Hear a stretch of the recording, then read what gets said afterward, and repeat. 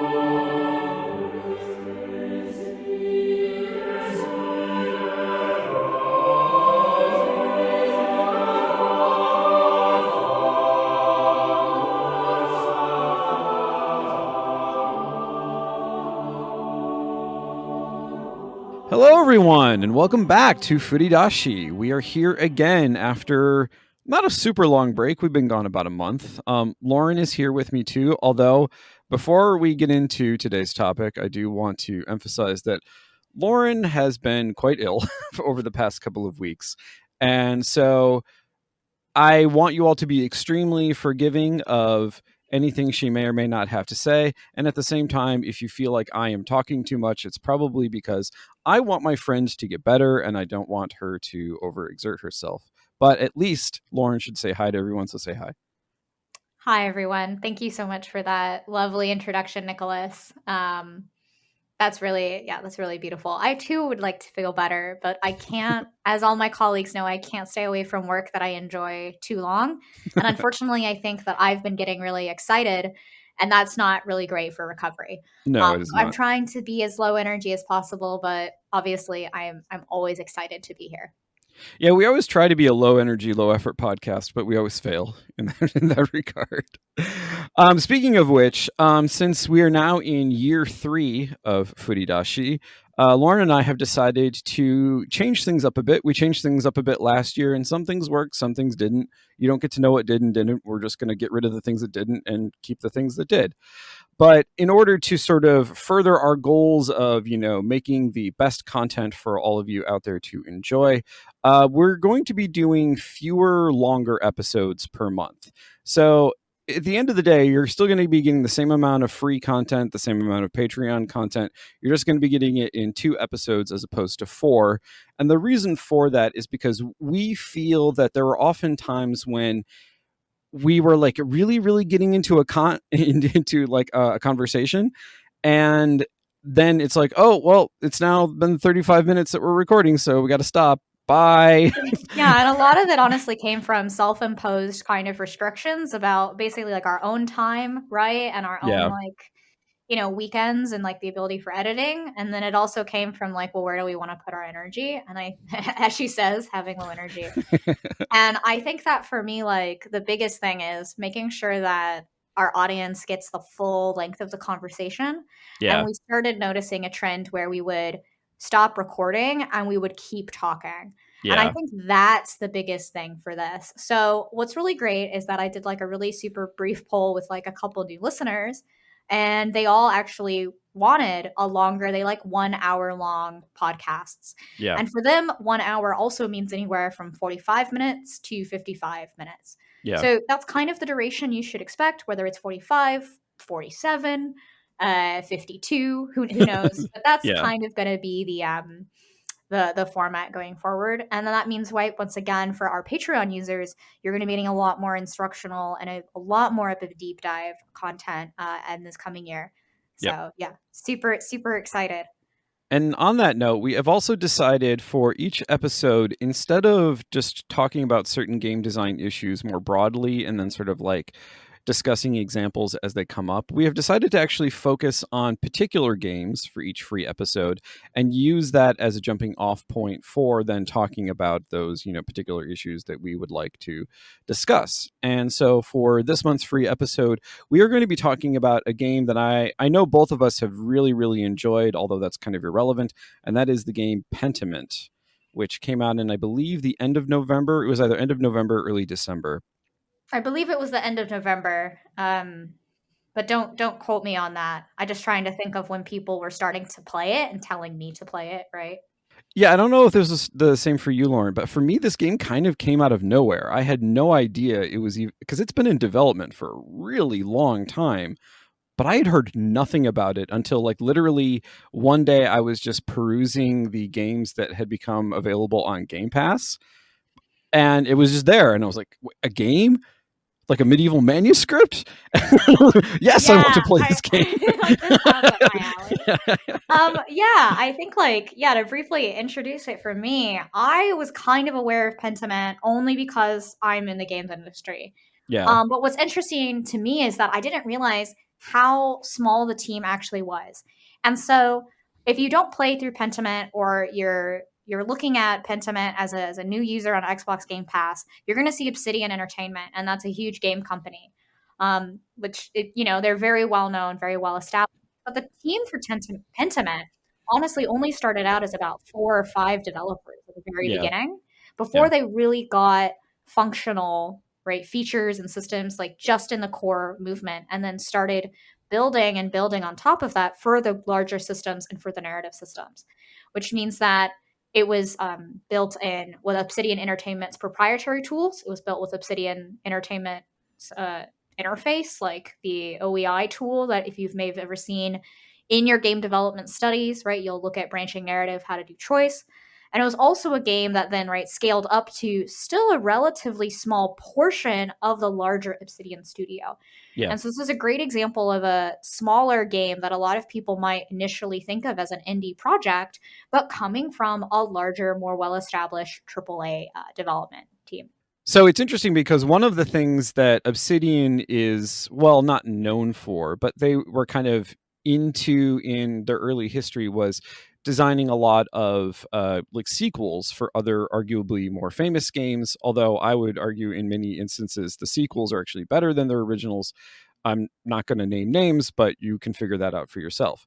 But Pillars of Eternity, when it was under development, started in a similar way. It was one of these projects where it was kind of a pet project within the studio that kind of built up steam. They had to do other work in order to be able to fund it. But then, once it actually came out, like Pillars of Eternity had originally kind of a huge cult following, but then it built up steam. And then, they eventually designed a sequel. And as a result, then Obsidian has been kind of known for these particular kinds of role-playing games, especially. And so to me, it was interesting because like when I first heard about Pentiment, I was like, this does not sound like an Obsidian game at all.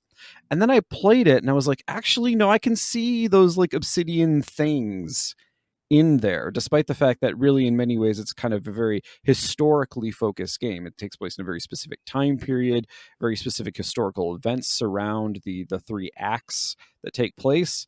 And so even though we're not, it's not Fallout New Vegas and it's not like, KOTOR 2, but it does have kind of those elements of like how you those role-playing elements of like character interaction and like dialogue and sort of like moral ambiguity, like all that stuff is there. All the Obsidian stuff is there, just in this sort of like more historical frame. Yeah. So speaking of that history, why don't we dive further into, right, the history of this game, or like the history that this game represents? Because I think that kind of what we're getting at here is Pentiment, or rather like, so what Nicholas was describing is Pentiment is like this medieval, it's not even early, not really technically early modern. game. It's early It's modern. it's not not medieval, it's early modern. Yeah. Okay. Well, that's what I was trying to say is like it's not really a medieval period. It's like that Should break I point explain that between. distinction for people who may So not? yeah, so that's kind of what I'm trying to get at here is that Yeah. Pentiment is a title where, right, someone like me would be like, I know it's not the medieval period because it's not a medieval fantasy title, right? It's my literary studies coming into play. But I'd be like, is it early modern? I was like, was it mid modern? I'm like, no, that seems a little too far. So Yeah, yeah. Nicholas, go ahead and describe the time period this game technically takes place in because honestly, that's incredibly important to the Yes. narrative and to the gameplay. So it takes place entirely in the 16th century, although I actually wrote down the years so that I would remember. So Act 1 is 1518, and I'll explain why that's significant. Act 2 is 1525, and Act 3 is 1543. So we're talking the early half of the 16th century. Why is this important? So this is a period that, especially in like the context of Italy, would be known as the Renaissance. But if you talk to academic historians, they don't typically use the term Renaissance. They prefer to use the early modern period. So what characterizes the early modern period? It's essentially this period of transition away from the sort of social and economic institutions that characterized the European, and I emphasize European, Middle Ages, because there are Middle Ages in other countries and regions as well, into what is sort of the early stages of what will eventually develop into sort of like the liberal, like capitalist order that we now live in. But in this particular period, you still have these sort of like holdovers from medieval institutions, medieval sort of socioeconomic arrangements like feudalism. All that stuff is still in play, but it is in the process of breaking down. And so when I said earlier that 1518 is a significant year, this is 1 year. So the game begins 1 year after Martin Luther had nailed his quibbles to the church door in Wittenberg. And so this is sort of, even though it's kind of now taken on a legendary status, and in fact, Luther had actually circulated these ideas prior to that, this is sort of considered to be the seminal moment that begins the so-called Reformation, the sort of like cataclysmic change in the nature of the Western Church. 1525, the sort of the year that Act 2 takes place in, is extremely significant because this is, and in fact, the Swabian League is even mentioned in game at one point. But the part that they kind of leave off that is actually especially relevant for Act 2 is that why did the Swabian League exist? Well, that's the year of the Great Peasant Revolt in Germany, the sort of the German Peasant Revolt, as it's sometimes called. And this was this huge uprising, particularly in parts of Saxony and Bavaria, and the game takes place in Bavaria, by the way. And so you have peasants literally revolting as a result of sort of like their own coming into a new awareness of like their status, their social relations to the people who supposedly rule over them, and their desire to want to fundamentally change those things. It led to the creation of this document called the 12 Articles, which in many ways reads like a kind of proto socialist revolutionary text. In fact, Engels wrote a very famous book about the peasant uprising in Germany. I mean, he was ultimately critical of it, but he definitely saw it as this moment when like there was this social transformation taking place.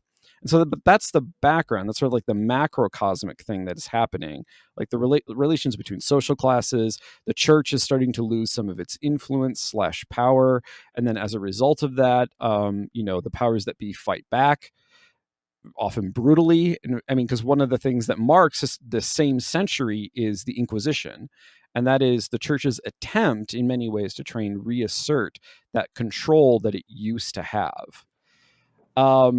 There's a lot more that I could get into, but that's sort of like the background. It's a really tumultuous time in, I don't want to call it German history. I mean, these are German speaking people, but also Germany isn't really a thing in this time Right, period. and I think that's what's really important is that hopefully for our avid listeners out there, you're already kind of picking apart the mystery, right, of what Nicholas is saying, is that this is a real world events, right, that have happened that Yeah. are grounding this whole gameplay and narrative, which is incredibly important to the choices, right, and to the backgrounds, Yeah. right, that you actually have to choose from because it's really interesting to me the way in which the relationship of the real world and these things that as a like someone who actually studied this period of time a little bit, I will admit that most of my literary studies was done in the Romance period. So that would be in the 19th century and the 18th century. So that's the 1800s and the 1700s. That's not all Renaissance because that later in is Victorian and Elizabethan. So that's more of the periods of time I'm familiar with. And the 1500s, right, are obviously not what I actually studied. Maybe except for like well, no, actually, that's way earlier. That was Beowulf is way earlier than the 1500s. Yes, it is a lot earlier. Okay, there we go. I just I skipped that entirely. But I'm somewhat familiar with it, right? I'm somewhat going, oh, if I choose like Flanders, like this is actually like I kind of understand it, but it's not quite right. I'm not sure how it would be, right? As I was a player, if I literally was like, I guess this language is important, right? Like, let me min-max this. Like, which language is the most important? Oh, I think Latin is cool. I'll choose Latin. And then you like get accidentally like, oh, this is great. You can read things. But then you can't speak German. Like, oh, okay. And I think because it takes place in Bavaria. So I think that, I think it'd be really interesting to kind of like, kind of piece that together, right? For our listeners out there, if you can kind of recognize that, like, without going into that history so much so that the user, right, or the player is kind of alienated from it, but kind of bringing them into that world. And I believe Nicholas, when we were looking at this earlier, you described this as games as historiography. Is that historiography? Historiography is just a fancy word that means like how you tell history. Historiography, how you tell history. Also like Laurenography, how to always mispronounce the word that you read. Laurenisms. Many Laurenisms. Yeah, all right.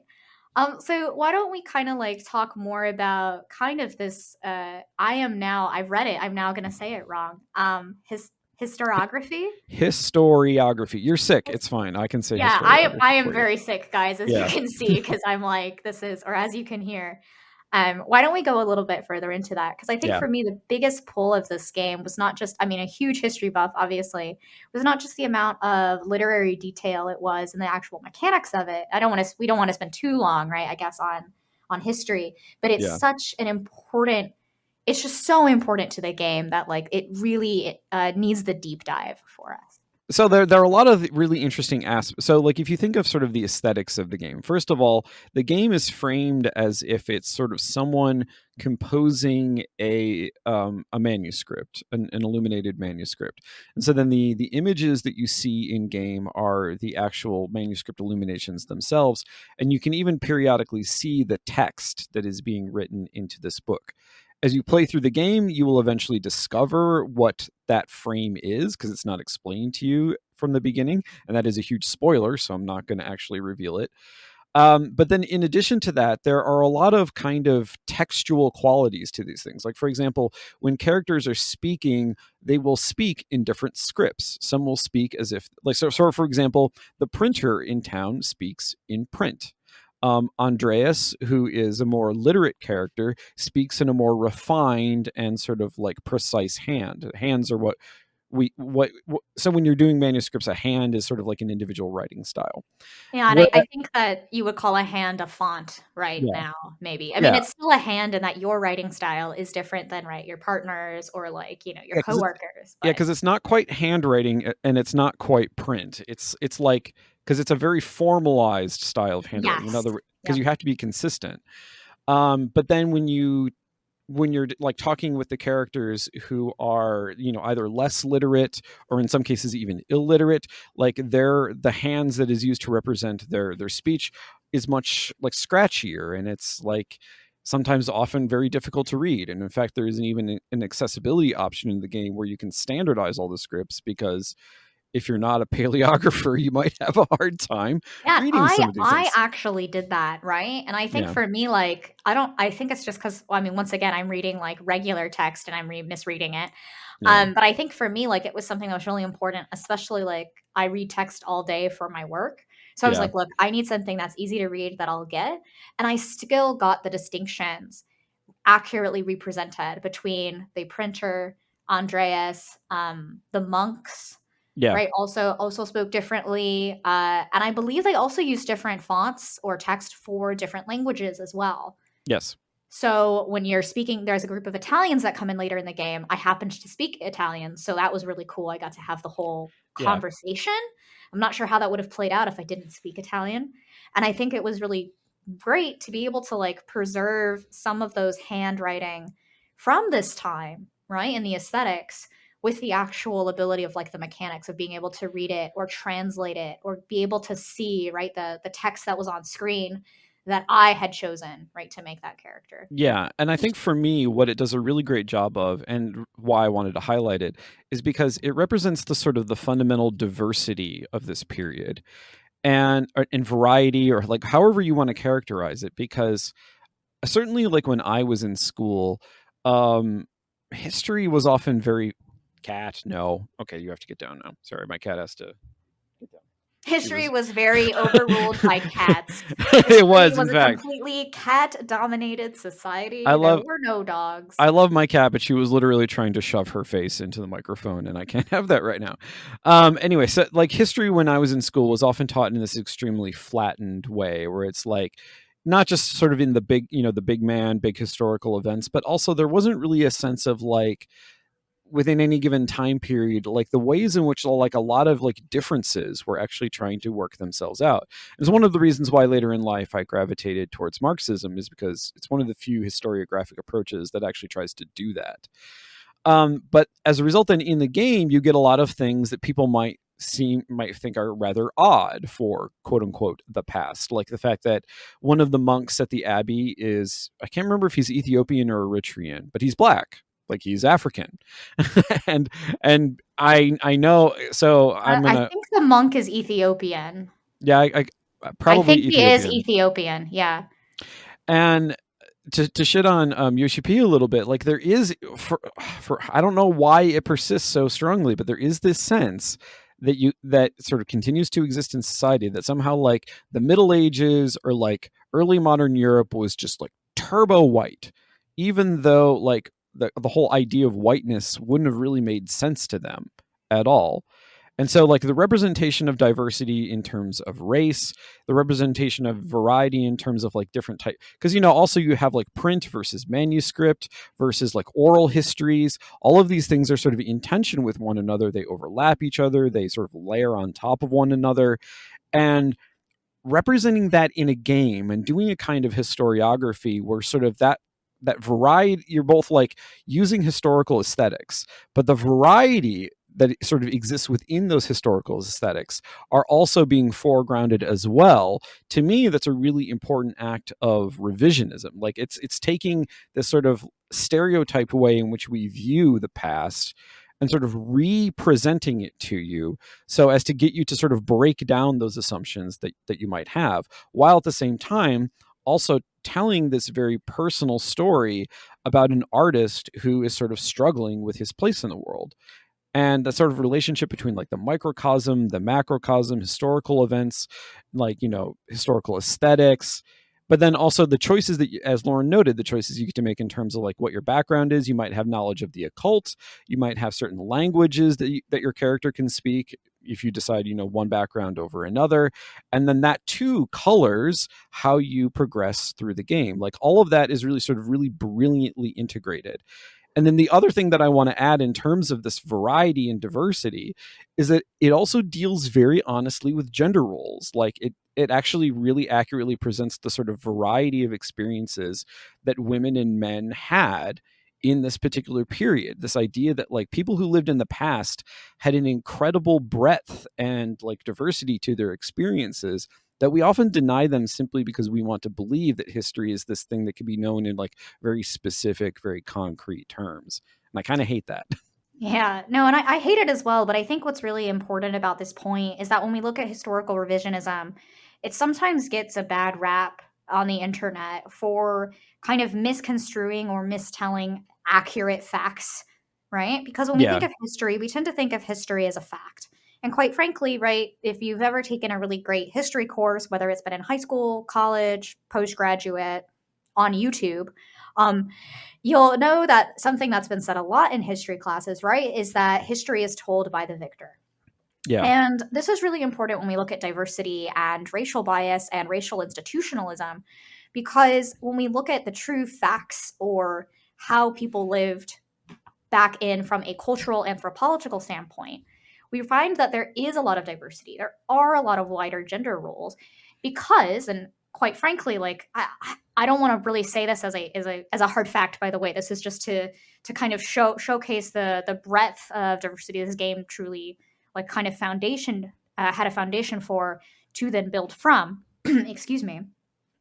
Is that when we look at history from a cultural lens, right, from a sociological lens, we recognize that actually the institutions that have honestly in our modern age perpetuated, right, sort of racial and gender stigmas and roles didn't really exist, right? Because of that, there are ways that when Luther, right, put the documents on the church, there was the foundations of an institution, right? The church was the largest institution, and we kind of actually see institutionalization in this game as well. Yes. But it's that parallel, right, between the peasantry, right, between the historical people, right, the sociology of a situation, right, versus this need, in scare quotes, for historical accuracy, also in scare quotes, perpetuated by an institution that allows these types of metaphor and allows the type of story and the type of diversity and the type of choices that are within this game because of its tie with historical revisionism. And so I just really want to point that out because games are a work of culture and they are a work of a society. And it takes a lot of effort to look at the different ways in which your own society is created, the own biases that are already there, individual biased, right, that exist, but then recognize where and when and how to execute them within your game's narrative, especially, right, with that. And so I wanted to call out the institution because while at the individual level, right, we see all of this diversity, we have to recognize that even the game itself presents a larger institution that wants a sort of narrative to be told. Right. And constantly, right, I don't want to be like the game, but certain characters will tell you that this is the narrative. Well, the game is telling it to you as well, but it's using multiple voices to do that. Yeah, exactly. And so I feel like we've really actually gone deeper into this topic than we initially thought about, but I'm really happy that we did. Because now because you bring up something that actually we should address, which is that the title might not make a lot of sense to people because it is kind of a strange word. Oh my gosh, I can't believe we didn't even. Yes, okay. Halfway through today's episode, let's talk about Pentiment, the game, its title, and why that's really important. Well, this is classic Furidashi. We talk about the thing that really should have talked about at the beginning, about halfway through. So the title Pentiment actually comes from an Italian word, pentimento, which is, well, the word originally means penance, and I think so that sense of the word is in play. But also it's really important as an art historical term because it refers to this thing that you sometimes see in paintings where like the artist will have painted one thing and then either have like scraped it away or painted over it, but that sort of that original aspect of the painting is still sort of bleeding through slightly. And so the title of this game was very carefully chosen because it sort of represents the way in which within the game's narrative, you have all of these sort of aspects of the past that have been kind of preserved into the present, but in a kind of mutated form. And they're bleeding through in the same way these images seem to sort of bleed through from, previous like artistic constructions. And a lot of that sort of is based in sort of like the history of the town, this fictional town Tassing, where all this takes place. Technically, it's supposed to be a village. I don't want to get into sort of the economic. No, but it definitely sounds like Pentiment, like the title is very cleverly chosen to show that things are partially obscured, to show that it's going to be a bit, I mean, obviously fictional, right? Tassing is fictional. Yeah. The characters are fictional. But also penance in the sense of like a lot of the characters, and especially Andreas, the character that you play in both acts 1 and 2, the sense that he is trying to make up for various things, and especially in Act 2, where he feels like even though he's succeeded in life, he's become a master, he's been approved by the Nuremberg City Council, he feels lost and he feels dejected and he feels stuck. and he's trying to get himself unstuck, which is why he once again gets caught up in a murder mystery in this little, German town. But again, there's sort of that macrocosm microcosm relationship where like there are these historical events that he has sort of been thrust into, particularly this conflict between the people of Tassing and the Abbey, who are their essentially economic overlords.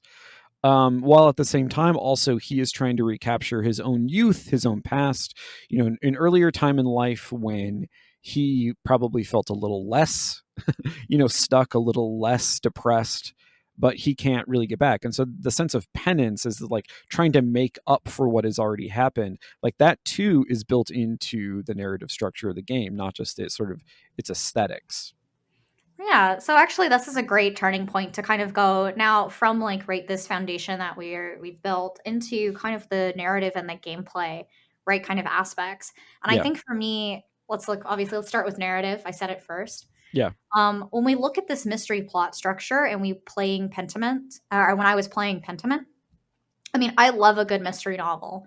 Like who doesn't? I don't know. I love mystery. I love mystery in games. I'm very curious by nature.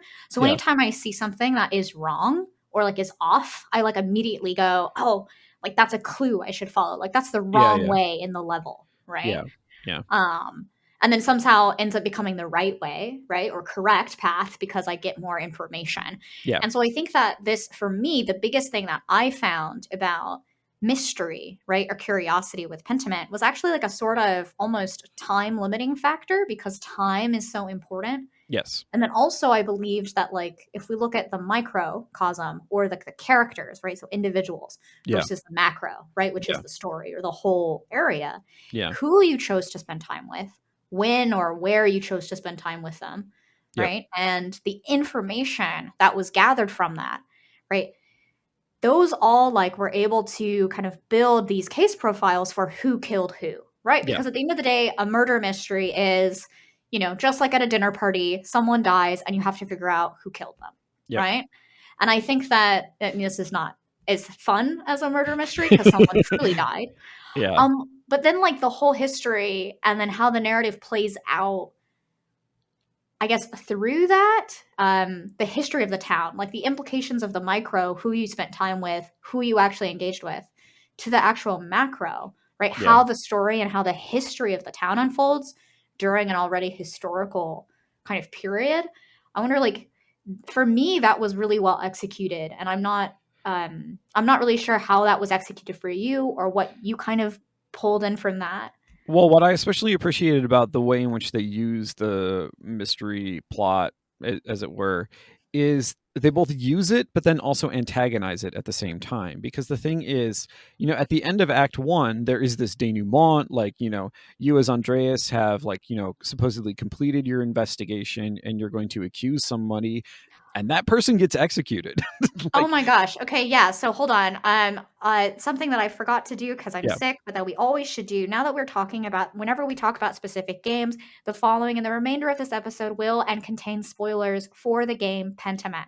If you have not played Pentiment and do not mind mechanical or story spoilers, please continue listening to this episode. But we just have to warn you that while we do try to censor the spoilers, at least a little bit, obviously, there's no way to critique or to academically discuss a game without spoiling that game's contents, especially when you're talking about narrative. So and especially when you're talking about a murder mystery, where the whole point is you're supposed to figure it out. Well, actually, but the figuring it out is the interesting part, because the thing is, you come to a conclusion. Like, in order to progress in the game, you as Andreas have to go into the town square. You have to accuse somebody. That person gets executed. But unlike a classic murder mystery where, during the denouement, like that's essentially the climax of the game, that's not actually the climax of the game. What happens is time keeps going, and you as Andreas in subsequent acts actually have to deal with the ramifications of the choices that you made. So instead of it being about, and the thing is, it's always not, I don't know, when I was playing, I was pretty certain of the person that I accused, but also as I was going through, and I'm like, there is another explanation for these events. And part of the reason why this character looks bad is because of the prejudices of the people involved, not necessarily because I think they did it. Yeah, okay, and that's really like the heart of the structure to me, is that when we talk about mystery games, it's a detective game. It's Yeah. I'm gonna find out who really did it, right? And then you accuse that person, and it's like, Assassin's Creed like 4 Unity. Woo, congratulations. You Yeah. selected the right individual. Chase them across the city and murder them. Yeah. I mean, maybe not in every detective game, obviously. maybe not necessarily That's murdering definitely them. not in Grim Fandango for sure, right? But what I would say is that, that's like that's the trace, that's the thrill, that's what you expect of an action adventure title. Yeah. But in this game, and this is why I brought up the spoilers, is that they don't it's not a mystery game. It doesn't really feel like that. And it's not a detective game. It has the mystery plot structure. Yes. And that's incredibly important, is its plot structure. So for anybody who just wants a really brief recap, right? Structure is like how something is formatted. Plot is the order of events in which they take place. A mystery, right, is obviously it's a mystery, okay? Yeah. You need to figure it out. But when we talk about mystery plot structure, what we're saying is that it uses a mystery, like a mystery novel, and that there's something you need to discover. Yep. And figure out that not quite everyone has, right, with all the information. You must collect the information and present, right, kind of an execution, or like oh my gosh, I'm trying to say a debate. Evidence, that's the evidence. word. Yeah. You get the information, present evidence, right, and you make an accusation. Unlike, say, detectives or, Ace Attorney, it's not about being right. It's actually about the choices and how those choices are represented, which is the plot structure of a mystery. Yeah. So it actually like lures you narratively into thinking that you're solving a mystery, when in reality, like Nicholas is saying, as I'm playing it as a writer, and as I started spending time with all of Tassing's residences, right, and starting to understand them, I realized that it was the prejudices of those around them. Or it was like I found a lot of motives, but there was actually no way I think they could have killed them. Yeah. Like truly, right? And I found myself realizing that like I am not going to be right. This accusation, if I make any accusation, is wrong. And that means the plot structure. I still had to have evidence. I had to investigate. I had to find evidence, and I had to execute someone. Sorry, but Yeah. I had to, present that and make an accusation. But what I realized is that the choices that I was making and who I was actually going to determine was like creating more of that, right, layer on which the story then builds. Yeah. And I found this out in a very specific scene I want to call out that takes place in Andreas's mind. And I've just been wanting to talk about this for a while, so maybe I'll shut up after this. But excuse me. In Andreas's mind, he has this mindscape, which is like an extra layer of the narrative where you're not just right in the real world necessarily. You're also dealing with some serious shit inside your head. Yep. And of that, you're talking to your muses, right? And when you're happy and you're excited, everyone's happy. But then there's this really beautiful figure of a woman who, during a very crucial moment, tells you... Beatrice, by the way, from Dante's Inferno. Okay, Beatrice from Dante's Inferno. There we go. I was like, you look really important. And I was like, and I remember your name. I won't be able to read it now. Or the Divine Comedy, generally speaking, I guess. Yeah, it's the Divine Comedy. Yeah, I was trying to like, I'm very sick, guys. Anyway, let's move on. The point is that there's this mindscape thing. Yeah. Okay. And when you go into this mindscape, it's like a labyrinth. It's your history. It's like everything that's happened to you in your life, your fears. And one of those is the woman who then says, Andreas, like, be careful what you say. And perhaps it is better to not say anything. Yep. And then obviously all the men and the fools, the devils of the scenes are like, no, of course you should accuse someone. Because in that moment, right? And also during that moment of the game on your first playthrough, this is the end of Act 1, you don't realize in your first playthrough that your accusation could be wrong or is wrong. Yeah. You don't realize that it doesn't really matter what you say. And in that moment, right, the woman goes, hey, maybe just don't play the game. And I think that's which is like what I heard from her. No, I'm saying, no, don't play the game. Because I always say this whenever a narrative in a game says, and this is my main argument for Life is Strange, is that hey, what if you just didn't play this game? Wouldn't have the story been much better? And I think that this is actually a moment of that where you kind of don't want to do what she says as a player. Yeah. Because, and this is where the player and the character, right, start to kind of battle each other.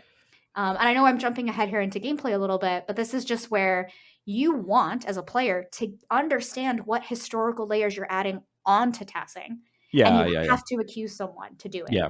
Or honestly, you just really hate Brother Guy, and you're going to make sure he dies, right? Or he's your rival, okay? So there's only two options. But if you do kind of not accuse anyone, right?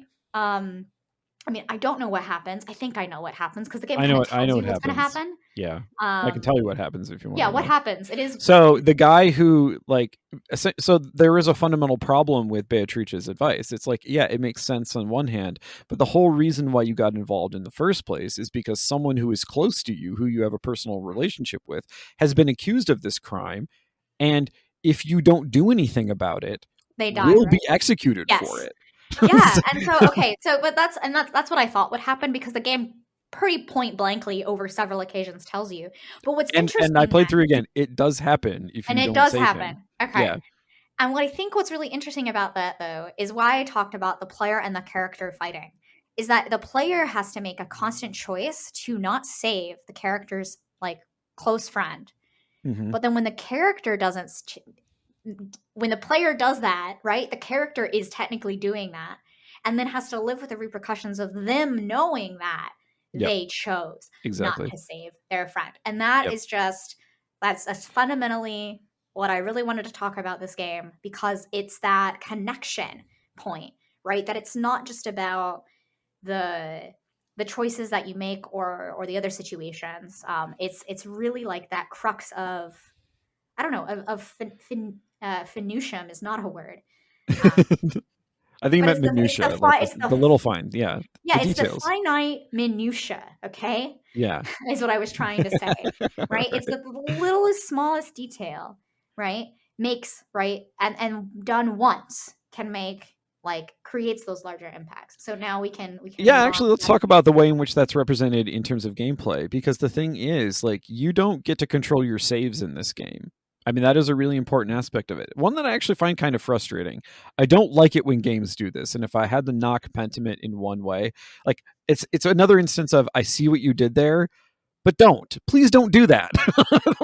Because it also means that, like, when you finish the game, as we both did, your save completely resets. Like, I can't go back. Your save doesn't reset. Your save does it reset and then do New Game Plus, though? Or does it? Well, because you have 3 save slots. That's what I'm trying to figure out. Sorry. Oh, well, for me, I couldn't go back and actually, like, look at anything that, like, I had previously done, because I actually wanted to for, like, research purposes. So I started playing again in order to get to those points.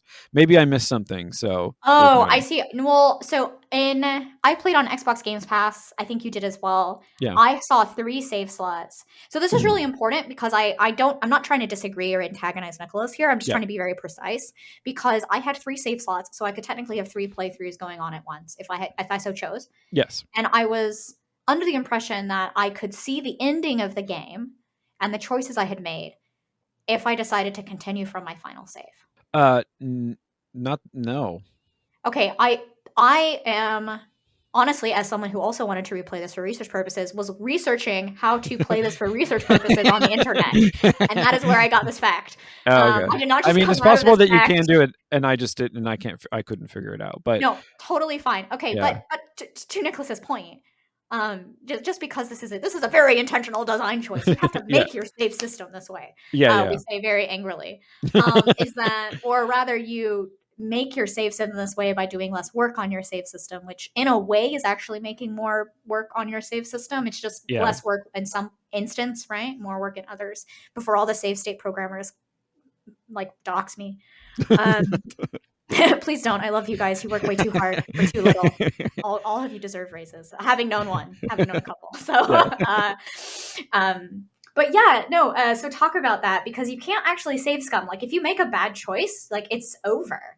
It's Yeah, out no, there. it's clearly an intentional choice, and ideally I wouldn't want it to be that way, but because it is that way, it does force you to confront the fact that as you progress with Andreas and then later in act 3 with Magdalena, that you always have to confront the ramifications of your choices. You don't get to just make new choices and therefore have new ramifications. Like, you have to live in the world as it progresses.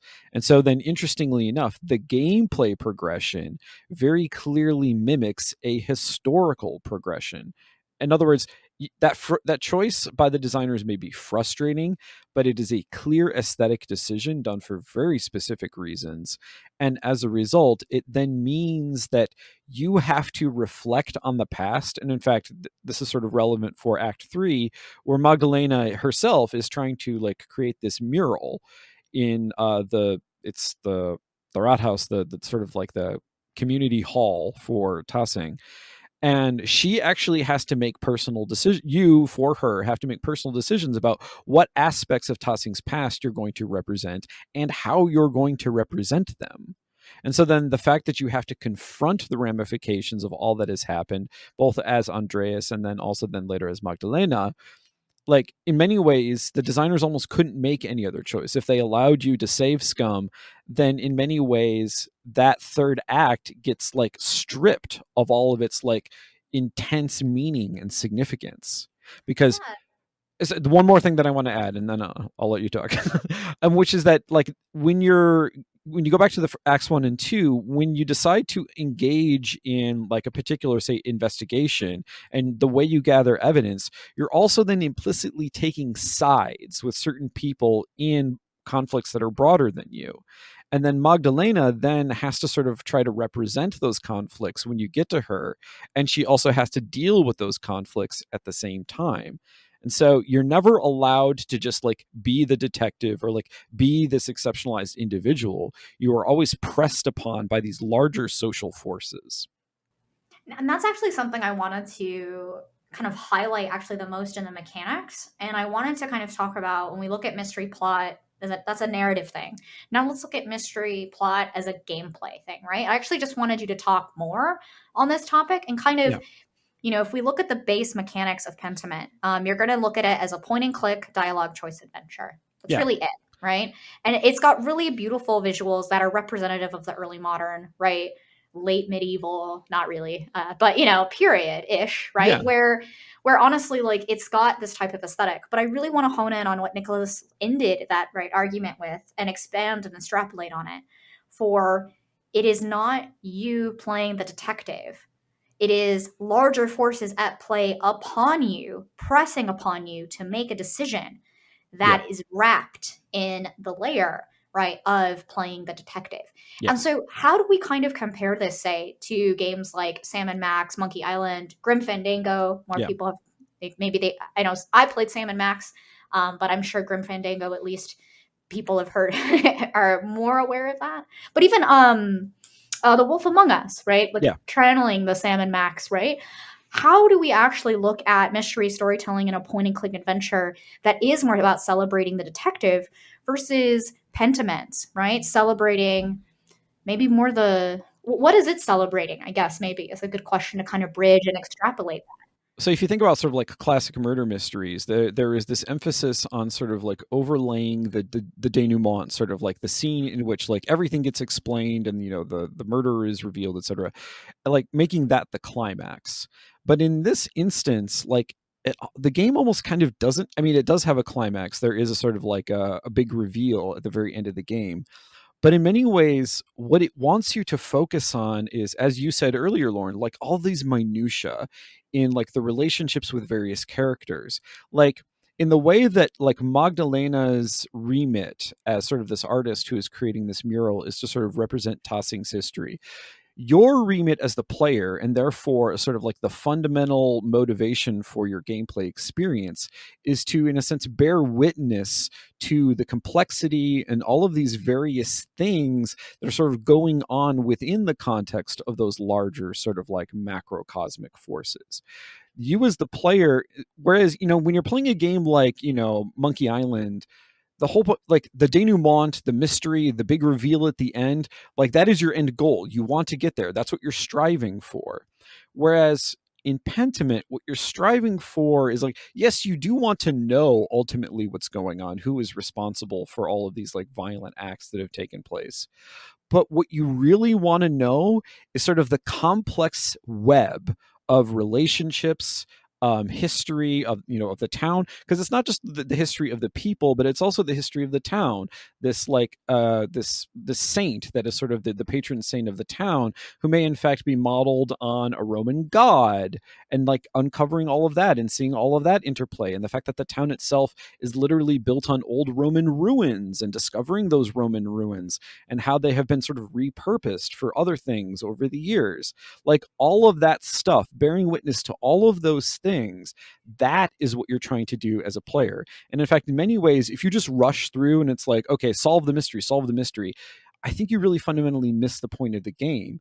Because if you think about the way in which it's structured in terms of its maps and how you like move around, the whole point is to explore, to sort of see all the possible things that you can see, meet all of the people that you can possibly meet, and get sort of like entangled in their lives. Yeah, That is what Andreas's purpose is. Yeah, let's really dive into that, because I was just about to ask Nicholas, like playing through this experience, like what struck out to me was about how much friction was put between me and my goals. Now, whether my goal was to find the small child hiding somewhere, I don't think I ever actually found her. I just gave up at a certain point. Yeah. Or it was, I need to have made better choices in the past to be able to like roll persuasively, right? Yeah. To get information from someone. I found that the structure of the map, the structure of tasking itself, right, provided a high level of friction that I wouldn't have seen, right, in maybe in just more third person, right, action adventure sort of titles, right? You'd have fast travel, you'd have a horse. Yeah. You would at least be able to move maybe quicker, like you could run or sprint, right? But in this game, it was very much just like shuffle, shuffle, shuffle, shuffle, right? So what are your thoughts on like looking at the map structure of the game, and what are the mechanics and systems that really enabled Pentiment to get to that right moment of detail-oriented focus, not on the mystery, but on the people of tasking? Well, because the thing is, like, as you're wandering around, you will see different people in different places, and this is sort of a classic RPG trope. You enter the town and you see the NPCs, and you can go talk to the NPCs. But whereas, like, the NPCs in, say, like, the original Final Fantasy just kind of say stuff for the purpose of saying stuff. The people who are the residents of Tasing, like, if you ignore someone, then like for example, like in Act 1, if you ignore a particular individual, or if you're snarky to them, or if you just for whatever reason don't like accord them the attention that they would otherwise deserve, if you need something from them in Act 2, they'll tell you to fuck off. Like you won't be able to get the thing from that you need. And so that's what I mean by there's sort of that complex interweb. The fact that they're all sort of scattered about town, you have to, as a player, want to go explore this little town. You have to want to go to the mill and talk to the asshole miller guy who wants to like take you hunting with him. You have to want to do these things, because if you don't, you're not actually going to have the kinds of like personal connections that you need in order to progress the so-called plot of the murder mystery narrative. Yeah, and when we look at sorry, go ahead. And then so for me, that's why I think like, because the fact then when you get to the actual like denouement of the murder mysteries, that the fact that they're so unsatisfying, it sort of like pricks your ear a little bit, and it's like, well, maybe the point was the people that you were talking to in those relationships. Maybe the point wasn't this thing that you were sort of always driving towards. And in fact, if you think about Andreas's character himself, he is a person who himself feels like he's driven towards a particular end, and then when he gets to that end, he feels deeply unsatisfied. Yeah, and I was actually wanting to kind of okay, no, I swear I have something here, guys. Sorry, I like took a brief pause there as I kind of looked at the time. But because we're coming to an end here, but I really did want to close on as I was playing this game as a narrative designer, right? And particularly coming from systems, I think the most important thing from Pentiment for me to kind of build off what Nicholas is talking about here is the player wants, right, to learn and figure out and connect with the people of Tassing. And I think the biggest thing for me coming out of it as a game designer was recognizing that the choices, right, that you made in Pentiment, both as a player, right, or as a character, say physically, right, in dialogue choices, were so important, not so much for your personal story, but for the story of Tassing. Yeah. And I really wanted to call out the ways in which Pentiment, on my playthrough, helped motivate me, right, despite the friction, despite the large map, despite the structure. And I think a couple of big things for me, and I'm going to go with the easiest one here, which was the writing and kind of the, almost meta game writing in the text of the patrons, the people, the populace themselves. Yeah. Right? They very much were like, Andreas, you need to find out who did this, otherwise Piero is going to die. Yeah. And I was like, okay, cool. And then another person in town would also go, hey, I heard about this thing already, which it's a small town. That does happen. Yeah. And then they'd go, you need to do this or this person's going to die. Or are you going to let this person die? Yeah. Are you? And like so many people would echo chamber it that obviously I'm calling out, right, the writing. But I think what's really important is it's not just about recognizing the writing of it, but as in Act 1, all of the NPCs are placed in their respective role locations. So for example, the baker is in the bakery. Yeah. I know that sounds really dumb and almost tutorialized stated that way, but I can't stress enough working in AAA where you're like, hey, so the baker took a walk outside at the Smith's house. And I'm like, okay, well, how is the player going to know that they're a baker? And that sounds so dumb because it's like, well, they're called, Brian the Baker. I'm like, nope, someone is not going to read their name. And right. And I think that actually was incredibly important. So it was not just the writing, right, in that echo chamber that tends to happen, right, in history.